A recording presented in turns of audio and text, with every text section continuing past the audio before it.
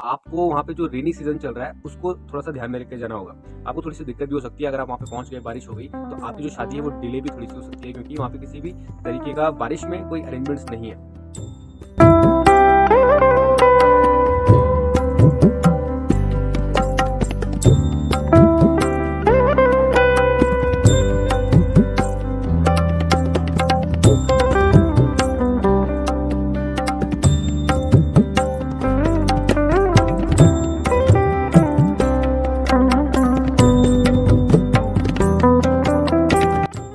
दोस्तों, भारत की हर लड़की ने, चाहे वो गांव की हो या चाहे शहर की, हमेशा से अपने लिए एक ऐसा जीवन साथी मांगा है जो उसे प्रोटेक्ट करे, उसे कंप्लीट करे।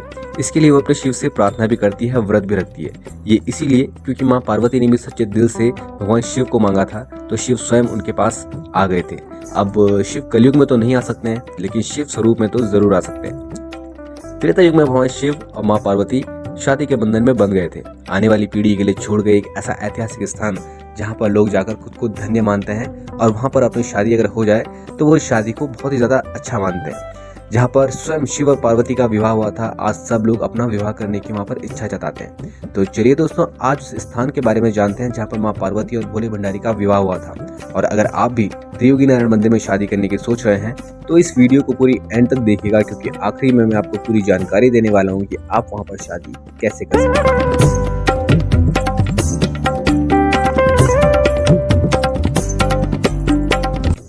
दोस्तों, त्रियोगी नारायण मंदिर बहुत खास माना जाता है क्योंकि यहाँ पर भगवान शिव और माँ पार्वती का विवाह हुआ था दोस्तों। लेकिन ये जो मंदिर है भगवान विष्णु को समर्पित है। त्रियोगी का मतलब होता है 3 युग और नारायण का मतलब होता है स्वयं भगवान विष्णु। दोस्तों, इस मंदिर की नींव त्रेता युग से यहाँ पर है और यहाँ पर जलती हुई आग त्रेता युग से इसी हवन कुंड में जल रही है। यहाँ के पुजारी बताते हैं कि उन्होंने कभी भी इस आग को जलाया नहीं है, बल्कि हमेशा से इस आग को जलते हुए देखा है। ऐसा तो कोई ठोस प्रमाण हमारे पास नहीं है कि हम आपको ठोस प्रमाण बता दें, लेकिन ये है हमारी भी पीढ़ियां दर पीढ़ियां यहाँ, और ये कभी नहीं बुझी। कभी नहीं। अभी हमको भी 54-55 वर्ष हो गए हैं, हमने यूं ही देखी है। हमारे दादा पिता, उनके दादा, कई पीढ़ियां हमारी हो गई है जिन्होंने इस अग्नि की सेवा की है। न सिर्फ उन्होंने बल्कि उनके पूर्वजों ने भी। यह बात खुद में हैरान कर देने वाली है। लेकिन दोस्तों, देवभूमि चमत्कारों से भरी हुई है और हमारे आराध्यों ने हमारे लिए एक ऐसा उपहार छोड़ा हुआ है जो कि हम करोड़ों रुपए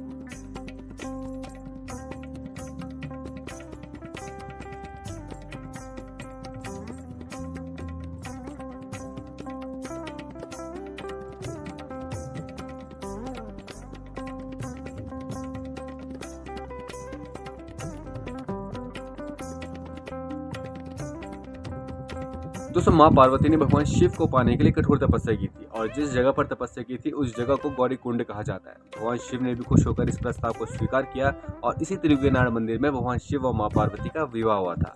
जो भगवान विष्णु थे, उन्होंने माँ पार्वती के बड़े भाई होने का फर्ज निभाया था और जो ब्रह्मा जी थे, उन्होंने पुरोहित यानी कि ब्राह्मण बनकर पूरा विवाह को संपन्न करवाया था। और जिस अग्निकुंड के फेरे शिव जी ने लिए थे, उस अग्निकुंड की आग आज भी जलती रहती है। दोस्तों, इस अग्निकुंड के पास में 3 कुंड और है, ब्रह्म कुंड, विष्णु कुंड और रुद्र कुंड। ब्रह्म कुंड में ब्रह्मा जी ने, विष्णु कुंड में विष्णु जी ने और रुद्र कुंड में बाकी सभी देवी देवताओं ने विवाह से पहले स्नान किया था। और इन कुंड का जो पानी है, उसका जो स्रोत है, उद्गम स्थल है, वो सरस्वती नदी को माना गया है।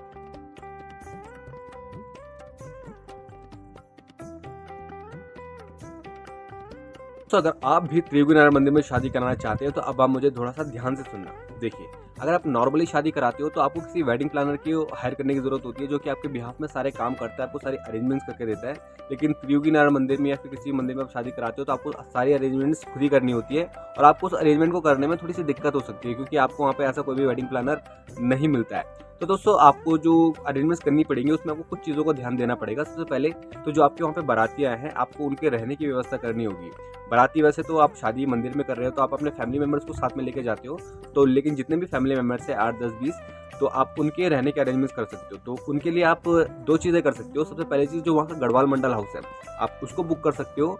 और अगर आपको बाई चांस वहाँ पे बुकिंग ना मिले, क्योंकि सीज़न का टाइम होता है, शादियों का टाइम होता है और बहुत से लोग वहाँ पे शादी कराने आते हैं, तो वो ऑलमोस्ट फुल मिलता है। तो अगर आप चाहते हैं कि आप वहाँ रुकें लेकिन आपको बुकिंग नहीं मिलती तो निराश होने की ज़रूरत नहीं है।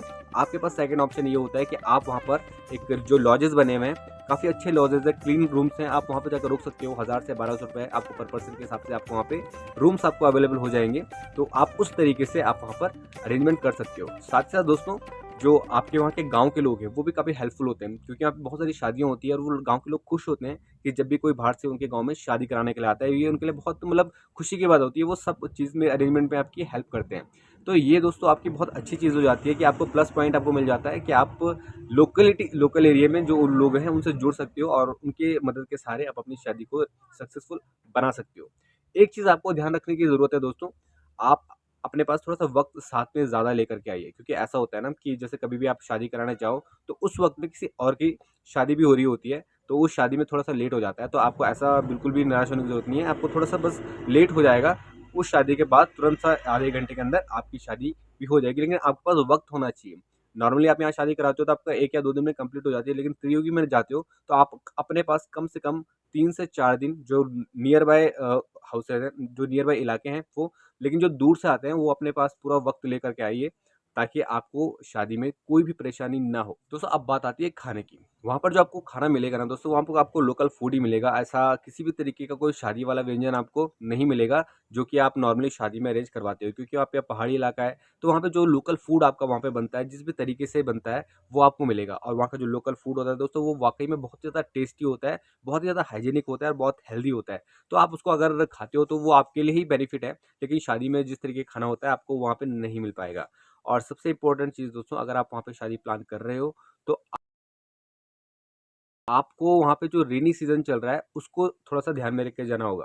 आपको थोड़ी-सी दिक्कत भी हो सकती है, अगर आप वहाँ पे पहुँच गए, बारिश हो गई, तो आपकी जो शादी है वो डिले भी थोड़ी-सी हो सकती है, क्योंकि वहाँ पे किसी भी तरीके का बारिश में कोई अरेंजमेंट्स नहीं है।